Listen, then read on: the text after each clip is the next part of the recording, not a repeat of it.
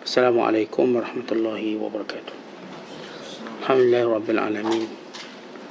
Assalatu wassalamu ala rasulil amin wa ala alihi washabihi ajma'in. Wa ba'du. Qala al-musannifu rahimahullahu ta'ala wa nafa'ana Allahu bihi wa bi'ulumihi fid dharain amin.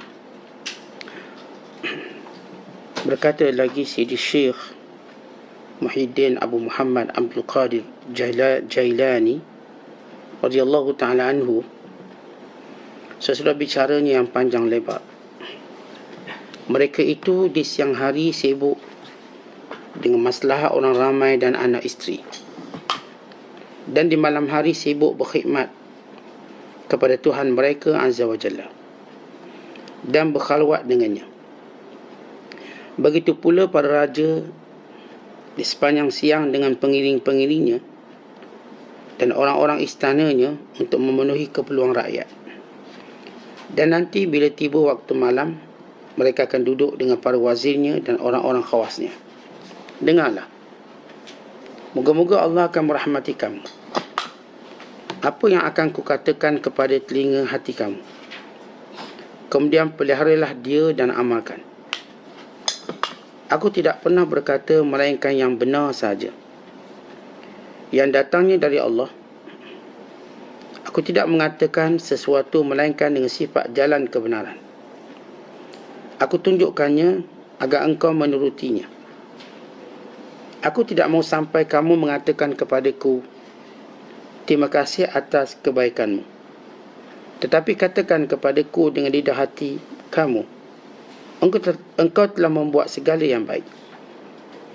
Kemudian kamu amalkan apa yang aku katakan itu, serta ikhlaskannya dalam amalan kamu. Sehingga apabila aku lihat daripada kamu semua itu, aku akan mengatakan kepada kamu, terima kasih atas kebaikan kamu. Muslimin dan muslimat sedang penonton yang dirahmati Allah sekalian, setelah kita menjelaskan tentang bagaimana sifat pemurah, kebaikan dan keutamaan, dan bagaimana setiap nikmat perlu digunakan dalam ketaatan kepada Allah.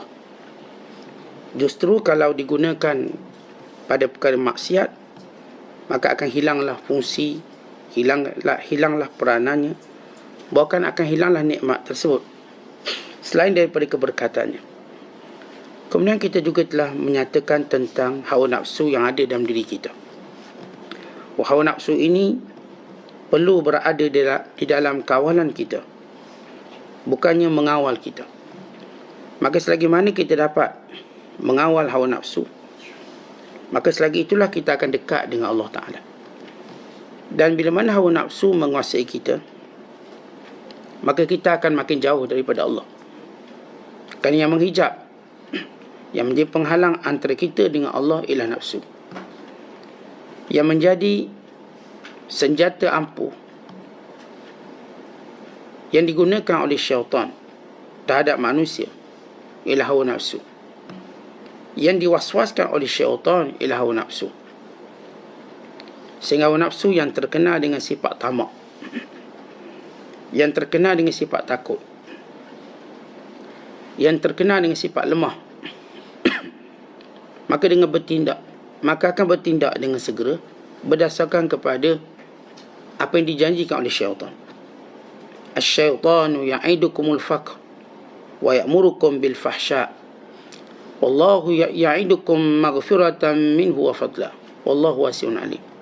Syaitan itu sentiasa menjanjikan kepada kamu, menakut-nakutkan kamu dengan kefakiran. Yang paling ditakuti oleh nafsu, fakir. Dan sentiasa menyuruh kamu melakukan perkara mungkar.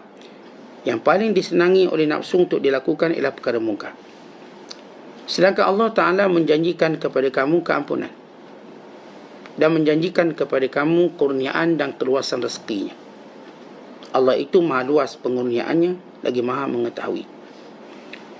Maka Syekh menyebut, sesudah menyebut tentang perkara utama yang perlu ada kepada orang-orang yang ingin menjadi golongan khawas, orang yang dekat dengan Allah.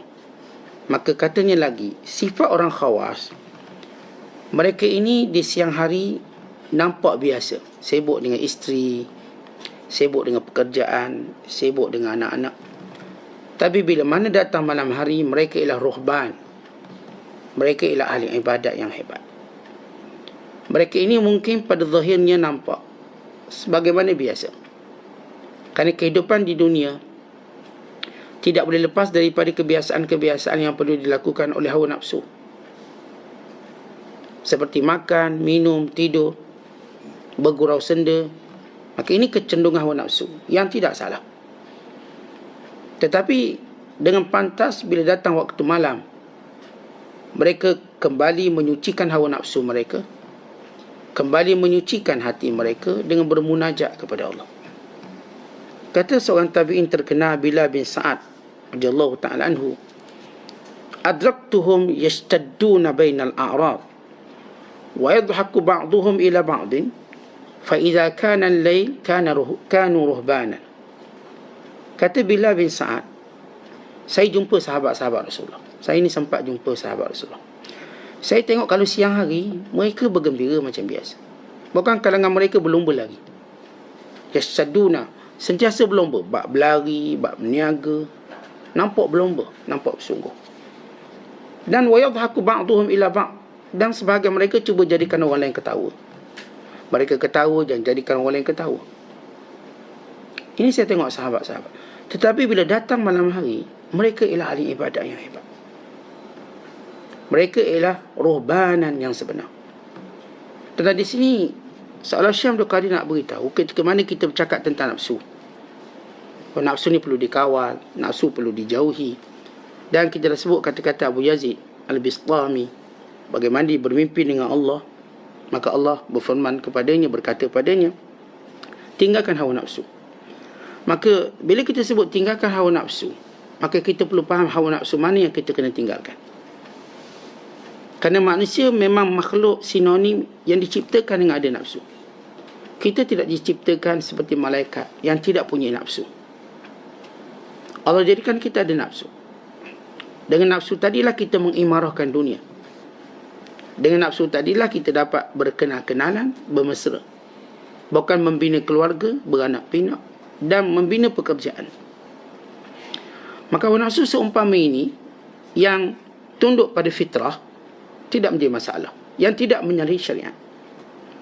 Ada hawa nafsu itu bersifat fitrah, berkahwin, beranak pinak, bekerja.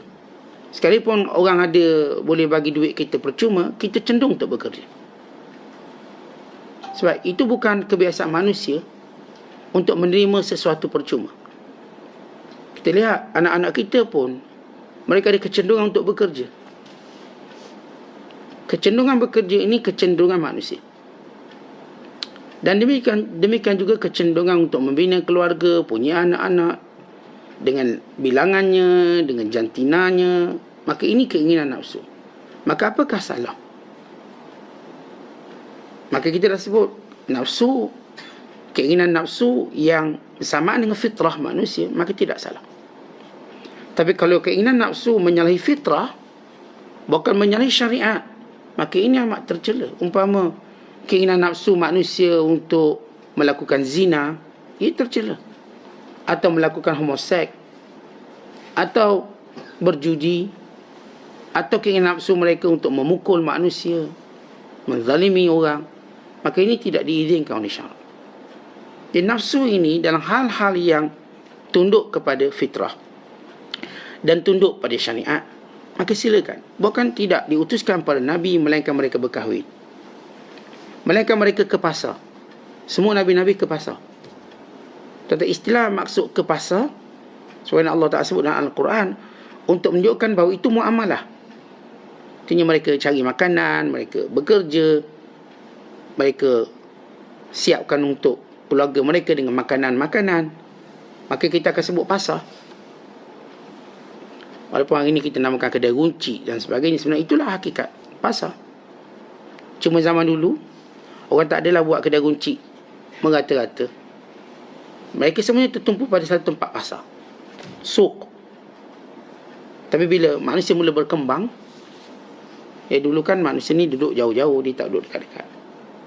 Tapi bila manusia mula berkembang, rumah dah jadi rumah panjang semua, derek.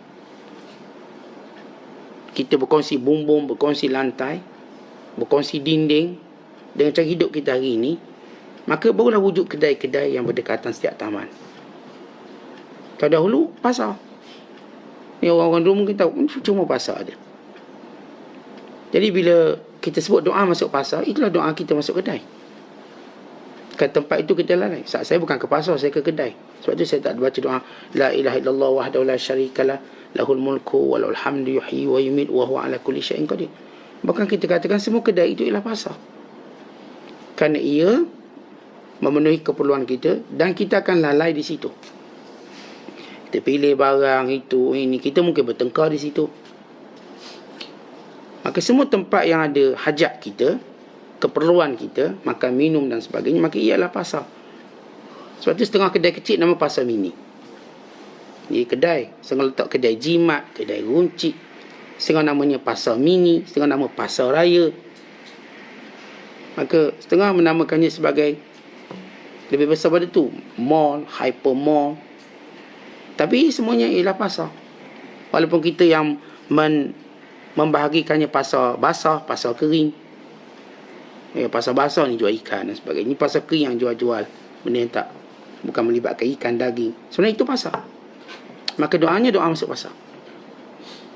Maka para Nabi SAW mereka juga ke pasar. Tak ada masalah apa-apa. Para sahabat ridwanullahi alaihim ajma'in, sampai masa ke ladang, mereka ke ladang, yang jaga kambing, yang petik kurma, yang pergi berniaga di Syam, berniaga ke Yaman, berniaga sekian. Semua mereka bergerak atas hawa nafsu yang di bawah tuntutan fitrah. Tetapi mereka menjauhi hawa nafsu yang menyalahi syariat. Sebab itu kata Bilal bin Sa'ad, mereka ni aku kenal, sahabat ni yashadduna al-arab. Ha ke dunia mereka sungguh-sungguh berlomba-lomba. Bukan yatasabakuna fil jar. Kadang-kadang aku tengok mereka berlomba lari. Macam kita selalu tengok bila kita berlomba, lari. Dan mereka bergurau senda, ketawa. Bahkan dalam riwayat yang lain diceritakan, kana ashabun Nabi sallallahu alaihi wasallam yatabadahuna bil bitikh fa idza kanat haqa'iq kanu humur rijal. Mereka para sahabat kadang-kadang main baling-baling dengan tembikai ataupun dengan kulit tembikai. Dah makan tembikai ada lebih baling, gurau. Mereka gurau dan mereka ketawa. Tetapi bila perkara yang sebenar, haqa'iq, perkara yang perlu mereka serius, humur rijal, mereka benar-benar serius. Dalam hal agama, dalam hal menjaga agama, menjaga syariat dan syiarnya, mereka tidak pernah bergurau. Tak macam kita lah, semua benda nak bergurau. Bab syurga neraka pun nak bergurau. Kita senang-senang kata, tengok orang agak-agak hitam sikit, ini baru dia keluar daripada neraka ke? Kita gurau. Dan perbuatan itu mempersendakan agama. Mereka, para sahabat, bergurau sampai peringkat, kata rawi, kalau mereka makan tembikai, kulit itu mereka baling. Dan Imam Ibn Sirin berkata, antara adab yang baik, kita tak marah ketika bergurau. Tak tahu kalau orang kata, saya gurau je, jangan marah. Sebab namanya gurau. Allahumma illa dia bersungguh. Sebab tu kita tanya, awak ni bersungguh ke gurau? Kenapa? Kalau bersungguh, saya nak tampar awak ni. Tak, saya gurau. Gurau tak apa. Artinya, kata Ibn Sirin, antara akhlak yang baik, bila seorang tu kata bergurau, kita tak marah. Kita tak marah sebab dia bergurau. Bini kita cakap dia bukan gurau je, okay lah, jangan marah lah. Suami kita cakap, abang nak kahwin seorang lagi ni, marah kita, gurau je, jangan marah, dia gurau. Bukan betul. Sebab tu kata Muhammad bin Sirin, laisa min husnul khuluq al-ghadab min al-mazah. Bukanlah akhlak yang baik kalau kita marah ketika bergurau. Jadi kalau kita tahu orang tu bergurau, jangan marah, dia bergurau. Allahumma illa, melainkan gurauan-gurauan yang diharamkan yang pernah kita sebut. Umpama bergurau ambil barang, sorok, yang kita dah sebut dalam hadis Nabi SAW. Dia nak bergurau dengan orang buta, dia pun sorok tongkat, kesian orang buta tu, dia pun ketawa, maka ini haram. Ataupun atas nama bergurau, dia sorok anak kunci motor kawan dia ni, kesian kawan tu kena jalan kaki berpeluh. Atas nama bergurau, maka ini tak dibenarkan. Atau atas nama bergurau dimalukan dengan melampau. Kawan tengah pakai tower, tengah pakai tuala, dia pun tanggalkan. Gurau je man. Contoh. Ini tak masuk akal. Jadi kita tuan-tuan memang, kalau kita tengok, orang kafir hari ni, orang kafir, mereka kuat gurau. Mereka namakan rancangan prank atau sebagainya. Dan bila orang tu nak marah, mereka tunjuk kat kamera. Tengok kita, kamera. Jadi orang tak marah. Tetapi ada benda yang bagus, yang kita boleh katakan, boleh kita ikuti. Atau dengan kata lain, memang itu tak bertentangan dengan Islam. Dan memang kita diajar bila orang gurau, kita tak marah. Tetapi tidak melibatkan pertama hak agama. Jangan bergurau hak agama. Dan jangan melibatkan maruah kita. Atau maruah keluarga kita. Jangan duk hina, mak kamu kan hitam, mak kamu kan gemuk. Tak boleh. Menghina ibu, menghina ayah tak boleh. Mak ayah kita bukan bahan gurauan. Tak ada seorang pun boleh menyentuh mak ayah kita dengan maksud tujuan gurauan yang tidak baik. Kalau digurau, ayah awak kan kaya, itu tak apalah. Tapi gurauan-gurauan menghina fizikal. Mungkin mak ayah kita ni cacat sikit, dia pun gurau. Atas nama gurau. Islam tak membenarkan atas nama gurauan kita menghina. Atau mengambil barang. Atau menakutkan. Ya, gurau tu perlu dalam hidup. Memang perlu bergurau. Suami isteri kena bergurau. Tapi gurauannya jangan sampai kita katakan menghina. Jangan sampai mainkan agama. Dan jangan sampai ia menjadi ataupun kita gunakan masa yang panjang untuk bergurau sehingga lupa melakukan ketaatan kepada Allah. Duk asyik bergurau sampai lambat solat. Asyik bergurau sampai tak baca Quran. Maka ini tak bolehlah melampau. Dari kebiasaan. Kerana gurau itu umpama garam dalam masakan. Umpama gula dalam minuman. Agak-agaklah jangan manis sangat. Pun orang tak suka manis sangat. Tak terminum kita. Sampai kita lupa ni air kopi. Ni air kopi ke air gula? Ni air teh ke air gula? Hilang tehnya, hilang kopinya. Yang rasa gulanya. Kita minum air sirap. Ni air gula ke air sirap? Sirap pun tak rasa. Umpama gurauan.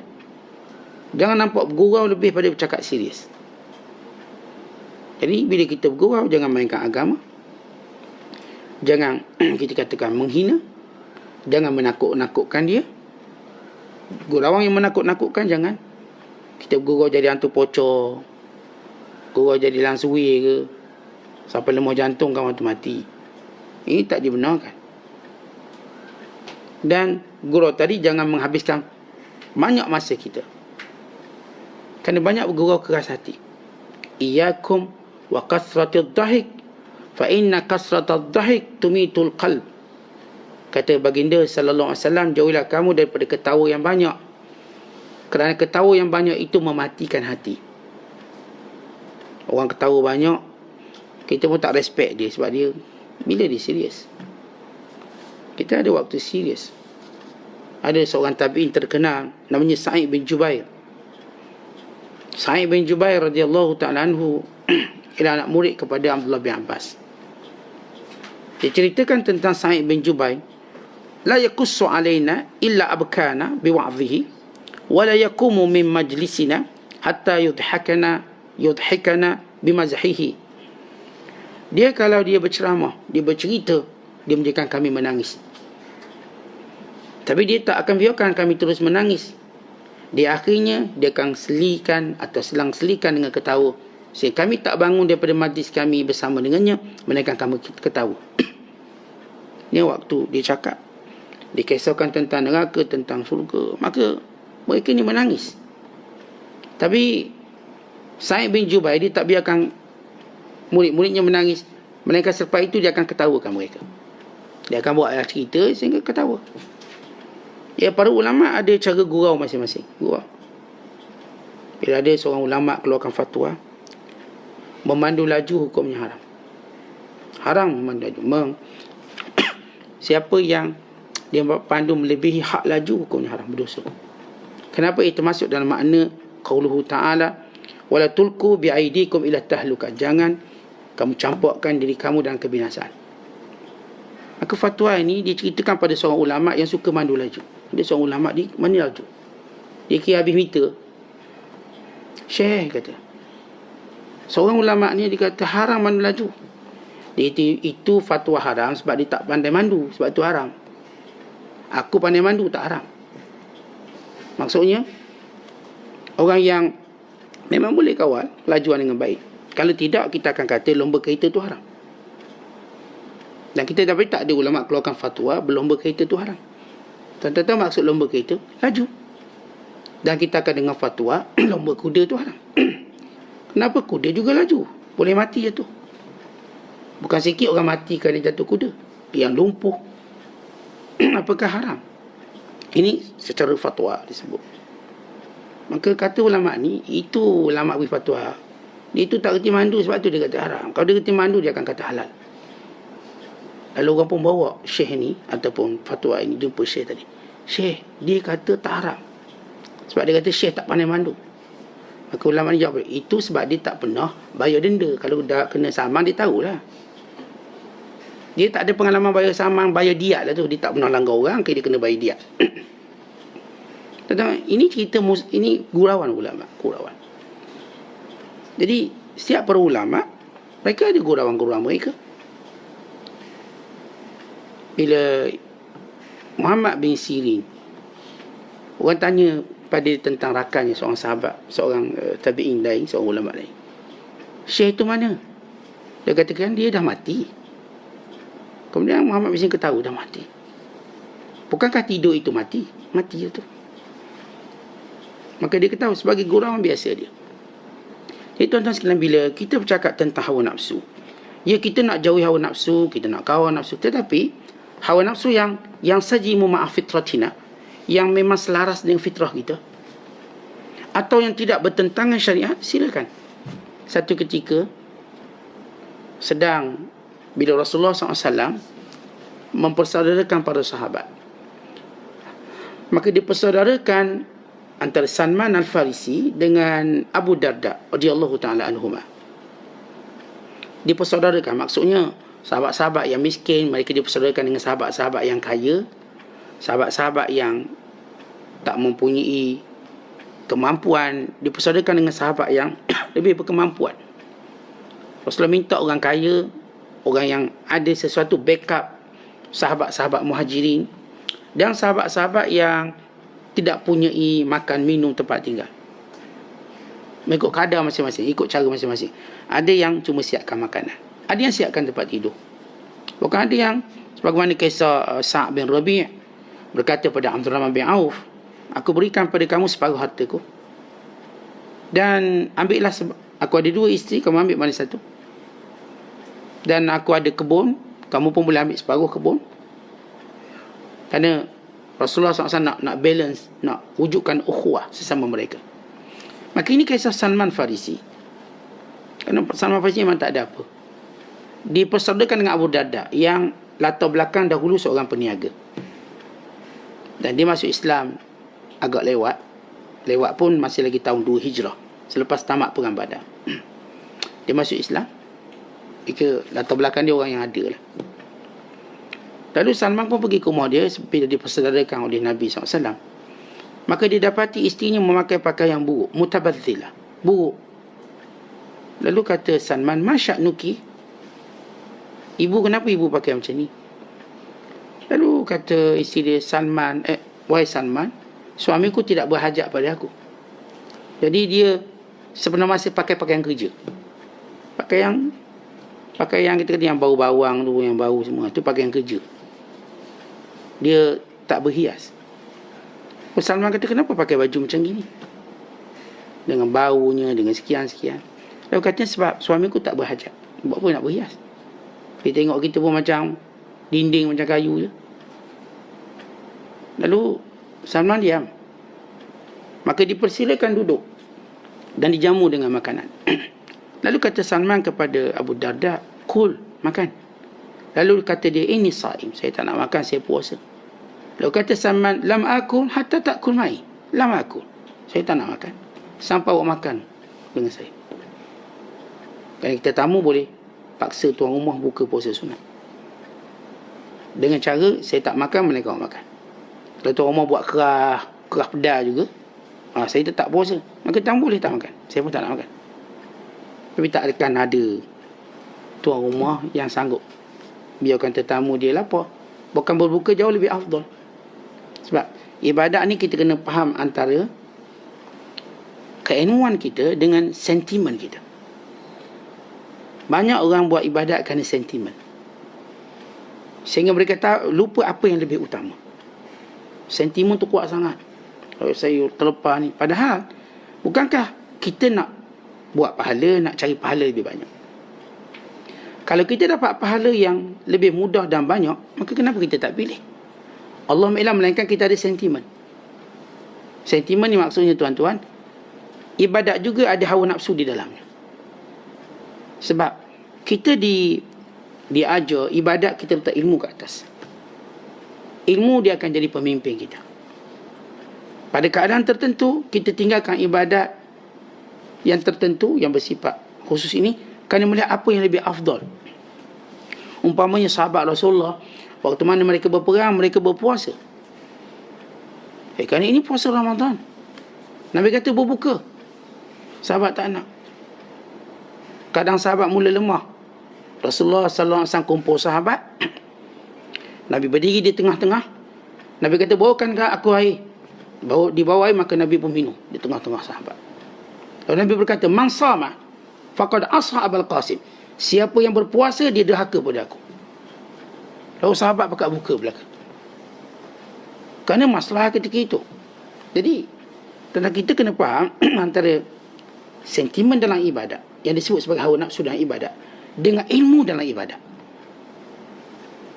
Sebahagian kita mungkin dalam ibadat penuh dengan sentimen berbanding ilmu itu sendiri.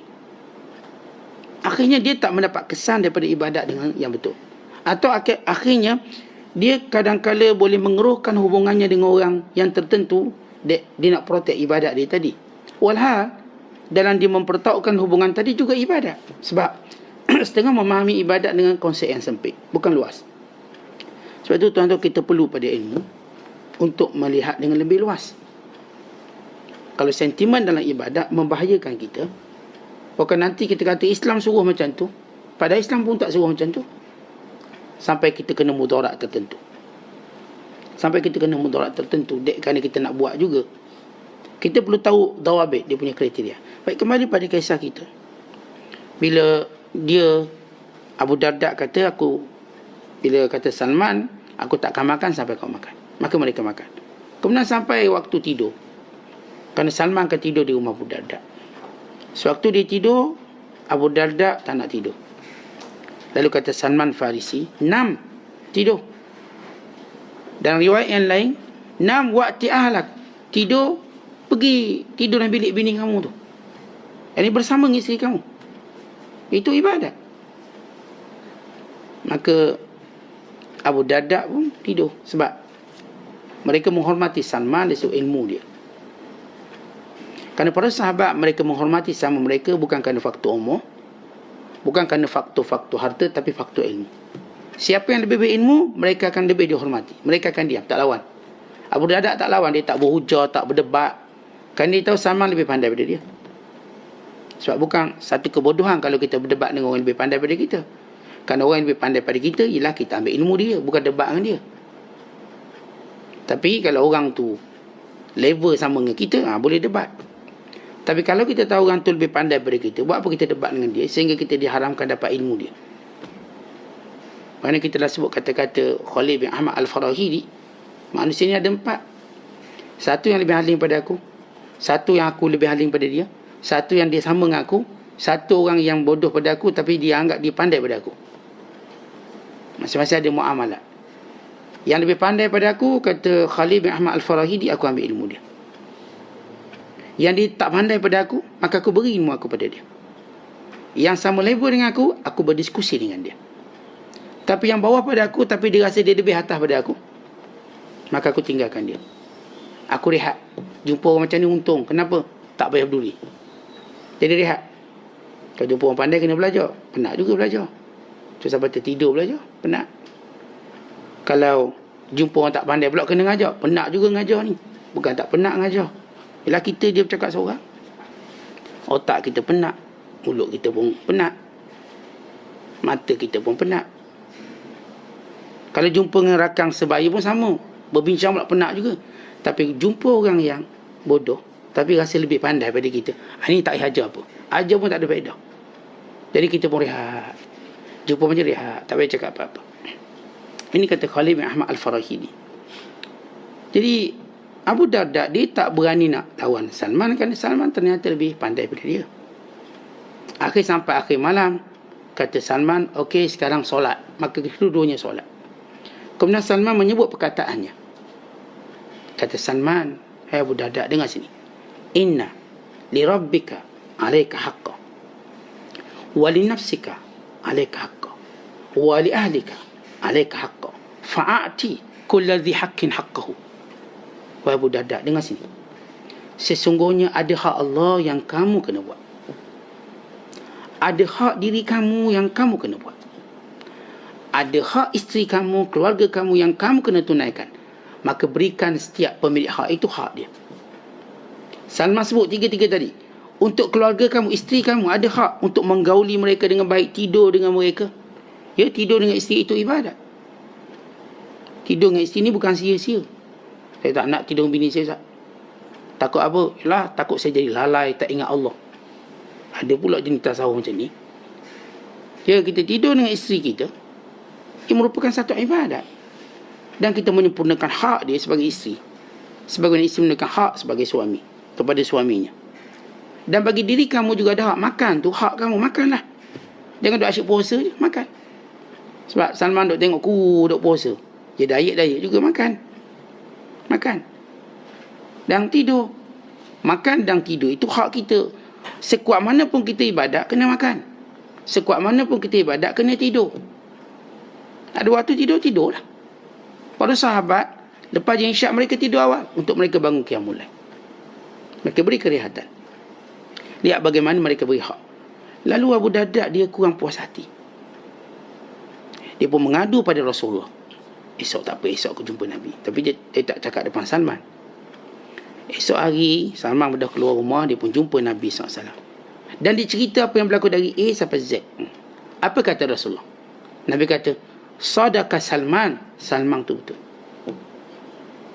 Tetapi begitu cara kita hidup. Kita bila sebut nak jadi orang khawas, lalu ibadat 24 jam dengan kepahaman ibadat kita. Bukan. Ada perkara-perkara yang semua orang khawas ini, semua perkara kita buat benda baik. Tapi ada benda melibatkan keluarga, melibatkan anak-anak, itu ibadat. Kadang-kadang kita perlu bawa anak-anak jalan, itu ibadat. Kadang-kadang kita perlu melayani isteri kita, itu ibadat. Bukan sekadar, saya cuma nak baca Quran, dah tua-tua ni, Ustaz. Baca Quran, tahajud, majlis ilmu. Itu je, Ustaz.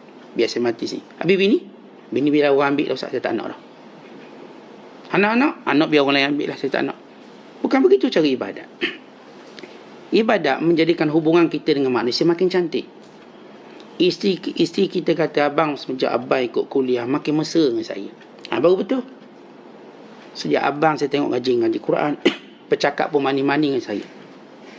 Duk bagi pikat lain tiap-tiap hari. Baguslah abang ni. Ini baru betul agama. Anak-anak pun terasa lepas hayar pergi masjid surau, kita pun jadi macam senang tau. Lalu dia ajak makan. Kalau nak apa pun tak pernah kata tak boleh. Boleh. Nak apa? Ambil. Belum kata nak, dia kata nak apa? Ambil. Ayah bayar belaka. Semua orang terdekat dengan kita dapat rasa perubahan agama. Ni bila dah buat agama, muka ketak, payah cakap. Cakap itu larau, Ustaz. Dia diam. Tak cakap, jadi bisu terus. Dan bukan begini cara agama. Agama ada waktu bersenang-senang, ada waktu ketawa. Ya, para sahabat mereka ketawa. Ketawa mereka kuat. Cuma Rasulullah SAW tak ketawa kuat. Sebab Rasulullah berada pada maqam tertentu.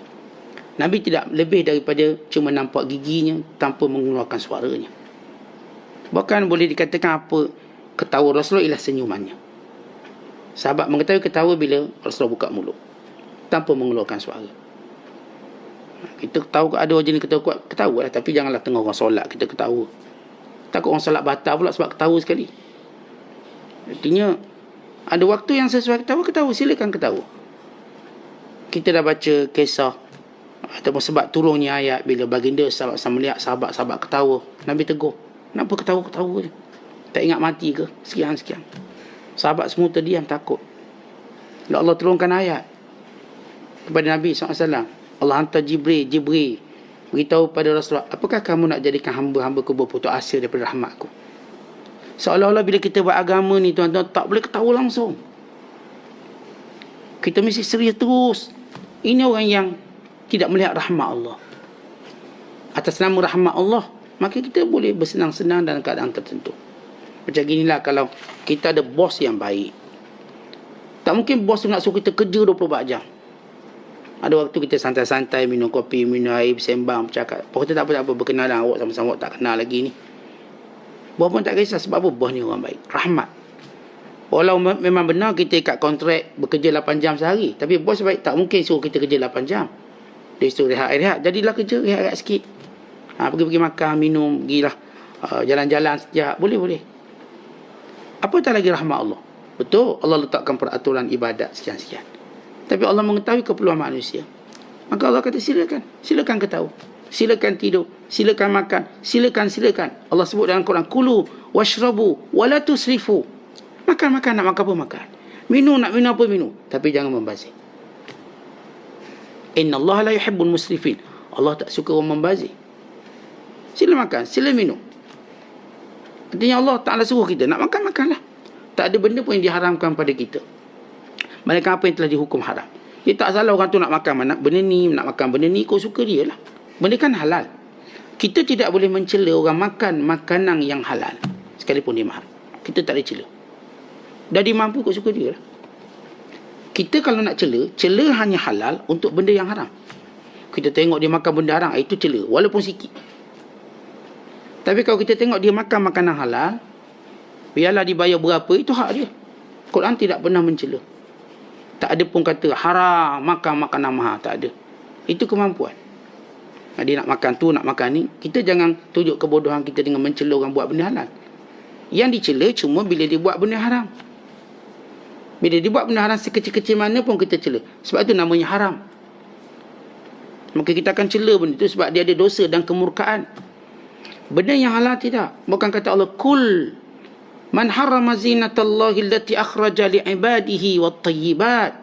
Qul hiya lilladzina amanu khalisatan yaumal qiyamah.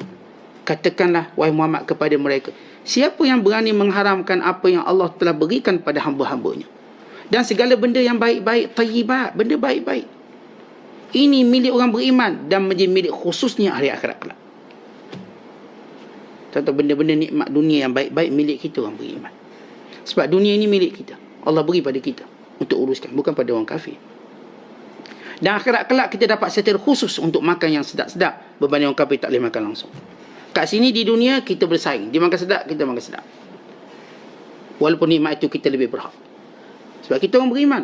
Kita yang sembah Allah. Kita makan sedap-sedap, kita makan sekian-sekian, lepas tu kita sembah Allah. Mereka makan sedap-sedap, lepas tu sekutukan Allah. Siapa yang lebih layak makan yang sedap? Kita. Dan hari kiamat kelak ia milik kita mutlak. Sebab itu tak ada orang boleh mencela perkara-perkara yang halal. Suka dia lah benda halal. Dia halal dan dia tak mengabaikan yang merupakan tanggungjawab asas dia. Kalau dalam harta, dia tak pernah lupakan zakat. Memang setiap tahun keluar zakat. Sebab itu kata Ibn Abbas, siapa yang sudah mengeluarkan zakat tidak boleh dicela hartanya. Walaupun dia tak bersedekah, dia dah keluarkan zakat. Kerana zakat itulah sedekah. Allah berfirman dalam Al-Quran, khudh min amwalihim sadaqatan tutahhiruhum wa tuzakkihim biha. Ambil harta mereka sebagai sedekah. Tapi dan ayat ini sedekah di sini maknanya zakat. Zakat dinamakan sedekah. Apa maksud sedekah? Dia ambil daripada perkataan sadaqah, benar kita dengan Allah. Maka kata Ibn Abbas, orang yang sudah mengeluarkan zakat tidak boleh dicela apa yang dia buat. Dah harta dia dah bebaskan harta dia dengan komitmen zakat. Maka yang lain dia nak buat itu ini, maka dia tak dicela lagi. Kenapa awak ni tak tolong tu, tak tolong? Tak, saya dah keluarkan zakat. Zakat tu ada untuk fakir, untuk miskin, untuk semua dalam tu. Saya dah letakkan. Silakan. Sila ambil. Saya dah keluarkan zakat untuk di tempat ni, sila minta dengan dia. Itu kadang-kadang tuan-tuan sekalian, bila kata ulama, bila kita mampu beri zakat sendiri, ketika mana tiada tuntutan daripada pihak berkuasa, maka sila lakukan. Kerana ini lebih nampak kita memberi pada fakir miskin. Jadi sana ada syarat. Setengah ulama beri syarat, kalau tidak diwajibkan oleh kerajaan, pemimpin. Maksud kalau benda itu telah diwajibkan, maka kita tidak boleh menyalahinya. Tapi kalau tak diwajibkan, kita boleh. Allahumma illa, melainkan untuk kaum kerabat kita, maka ini tidak perlu kepada keizinan. Kalau dia berkaitan dengan silaturahim kita, kita boleh keluar zakat, tak ada orang boleh menghalangnya. Jadi kalau pemerintah tak boleh sekat zakat yang nak dia berikan pada silaturahim. Bahkan harus kita melambatkan zakat untuk menunggu orang-orang yang ada kaitan silaturahim kita sampai. Tentang zakat ni dia kena keluar pada waktunya. Tapi kita, saudara kita kat kampung tu datang lambat 2 hari baru sampai. Maka boleh kita lambatkan 2 hari untuk menunggu beri pada dia. Sebab kita nak beri pada saudara kita ni. Kawan kerabat dengar abang ipar susah ke, ataupun ni anak saudara susah, pak saudara susah, tok saudara susah, mak apa ni, adik-beradik mak ayah kita susah, kita nak beri zakat pada dia. Kerana Nabi menyebut dalam hadis, fabda biman ta'un, mulakan apa yang di bawah tanggunganmu. Dan di antara perkara yang di bawah tanggungan kita ialah para silaturahim kita bila mereka berada dalam kesusahan. Paling kurang kita berikan zakat pada mereka. Kalau nak lebih lagi, kita beri sedekah lagi. Maka sedekah pada kaum kerabat dapat 2 pahala. Ya, pahala sedekah dan pahala silaturahim. Kalau kita sedekah pada orang lain, kita cuma dapat pahala sedekah. Sedekah pada silaturahim ni dapat 2 pahala. Maka ini cara hidup beragama kita. Ini cara hidup orang khawas. Siang hari mereka ada urusan, malam hari mereka dengan Tuhan. Lalu Syekh beri perumpamaan, perumpamaannya seperti raja. Siang hari duduk sibuk dengan rakyat, malam hari bersama dengan orang khususnya, penasihat-penasihatnya, menteri-menterinya, wazir-wazirnya khas. Ini bukan untuk orang awam. Ketika ini ialah pembinaan diri aku. Artinya kita, tuan-tuan sekalian, macam kita sebut hadis Abu Darda radhiyallahu ta'ala anhu, tentang bagaimana kita menyusun jadual-jadual kita dengan keluarga bila, dengan anak-anak bila, dengan hubungan, membina hubungan kita dengan Allah, dengan masyarakat, semua kena ada. Semuanya saling melengkapi antara satu sama lain. Kemudian kata Syekh, apa yang aku cakap, dengar dengan mata hati, dengan telinga hati kamu. Aku tak nak kamu kata terima kasihlah kebaikanmu. Bukan. Aku tak nak kamu sebut terima kasih kebaikanmu lagi. Jangan. Tetapi aku nak bahawa apa yang kamu cakap itu kebaikan, supaya kamu buat. Jangan cepat menghargai aku dan kata terima kasihlah atas kebaikanmu. Bukan katakan apa yang aku lakukan ini kebaikan untuk kamu ikut dan buat. Sebab aku tak pernah cakap bohong, kata Syekh Abdul Qadir. Aku tak cakap benda main-main pada kamu. Aku nak bimbing kamu. Maka dengar elok-elok dengan telinga hati kamu. Umpama hati tu biar ada telinga. Dengar betul-betul apa yang nak aku sampaikan. Dan lepas kamu amal betul-betul, ketika itu kalau kamu nak kata terima kasih atas kebaikan kamu, okey, tak ada masalah. Atau aku yang akan katakan kepada kamu terima kasih atas kebaikan kamu. Kita, tuan-tuan, bila orang buat baik, kita suka. Antara cara kita nak tunjukkan kita suka, kita kata terima kasihlah awak buat baik. Walaupun buat baik itu bukan pada kita. Kita tengok orang bersedekah, kita tengok orang tolong, terima kasih atas kebaikan kamu. Saya tak tolong awak. Betul awak tak tolong saya, tapi saya suka kebaikan. Contoh kata Ibn Abbas, aku bila orang buat baik, aku terima kasih pada dia. Walaupun kebaikan tu tak sampai pada aku. Sebab dia buat benda baik. Kita, tuan-tuan, bila siapa pun buat baik, isteri kita buat baik, dia pun tolonglah adik-beradik dia dengan duit kita, terima kasihlah atas kebaikan awak. Abang, saya tak bagi ke abang lah. Tak apa. Saya nak puji awak atas kebaikan ini. Memang kita disunatkan memuji kebaikan-kebaikan orang untuk menunjukkan kita menyokong. Kita suka. Bahkan kita kata barakallahu laka, moga Allah berkati kamu. Wa barakallahu fi ahlika, moga Allah berkati keluarga kamu. Wa barakallahu fi amwalika, moga Allah berkati harta kamu. Bukan kita kata pada orang buat baik, moga Allah berkati harta yang kamu belanjakan dan harta yang kamu simpan. Tengok di tolongan tu, tolong ni, terima kasih banyak-banyak kerana awak buat baik. Kenapa? Sebab kita tak mampu buat baik. Maka kita dah berkongsi kebaikan dengan kita katakan sokongan tadi. Dia kata Syekh Abdul Qadir, bila kamu buat baik, aku akan kata terima kasih atas kebaikan. Terima kasih. Tak perlu kamu kata pada aku terima kasih atas kebaikanmu. Cukup kamu kata apa yang kau bawa ni benda baik untuk kamu buat. Tuan, lihat bagaimana hubungan kita dengan kebaikan. Hubungan kita dengan kebaikan, kita bukan sekadar buat baik. Kita berusaha menyatakan, berusaha melakukan apa yang cuma baik sahaja. Dan kita akan berterima kasih pada siapa pun buat baik. Siapa pun hari ini yang memberi makan fakir miskin, siapa pun hari ini yang menolong fakir miskin, yang menolong orang yang tipu musibah, yang menolong orang yang sakit, yang menolong orang yang kesusahan, kita berkata pada mereka, moga Allah Ta'ala terima kebaikanmu dan terima kasih atas kebaikanmu. Kerana kami tak mau berbuat. Dengan sebab kamu buat kebaikan, kami tak akan ditanya oleh Allah sebab kamu dah buat. Maka kami berkongsi kebaikan tadi dengan memberikan doa yang baik-baik untuk kamu. Jadi kadang-kadang tuan-tuan kita dengar, yang ni mati kelaparan, yang ni mati sakit, kita rasa galak, kita tak boleh tolong dia. Kadang kita memang nak tolong, kita dengar orang tulis, yang ni masalah macam ni, kita rasa, ya Allah kesian. Kalau lah aku berada di tempat itu. Kalau kita berada di tempat itu, kita rasa kalau kita berada. Tapi kita tahu, kita tak mampu. Wa imam memang jarak, wa imam memang kita tak ada duit.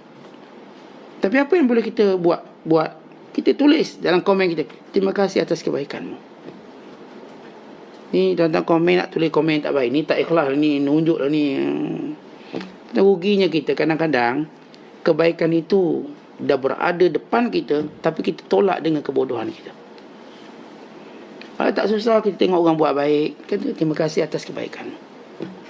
Kami suka, sebab kami pun nak buat macam tu, tapi kami tak berkemampuan, tak berkelapangan. Hikmah tuan-tuan, kita doa benda tu, tak lama dia akan pergi pada kita juga kebaikan. Begini cara kita bermuamalah. Dan begini cara orang khawas mengawal hawa nafsu. Bukan waktu kita menyebut buang hawa nafsu, kita ada langsung, tidak. Hawa nafsu perlu tunduk pada fitrah yang baik.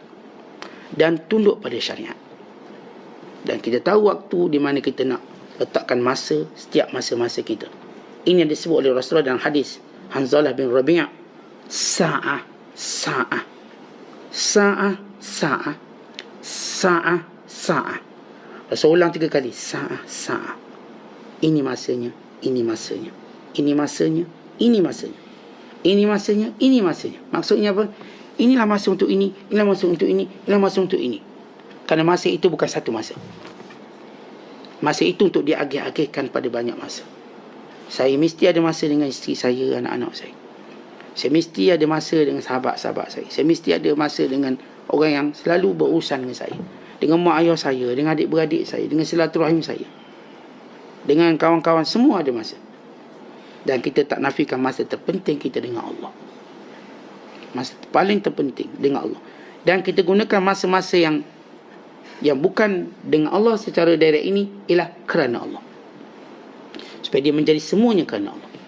Maksudnya saya buat baik pada mak ayah kerana Allah perintahkan. Buat baik pada isteri dan anak-anak kerana Allah perintahkan. Maka itu sebenarnya juga masa kerana Allah, untuk Allah. Maksud untuk Allah ialah yang diperintahkan oleh Allah, bukan untuk manfaat Allah, yang diperintahkan oleh Allah. Maka dengan itu tuan-tuan sekalian, kita akan mendapat meningkat, naik menjadi golongan khawas. Wallahu bissawab. Assalamualaikum warahmatullahi wabarakatuh.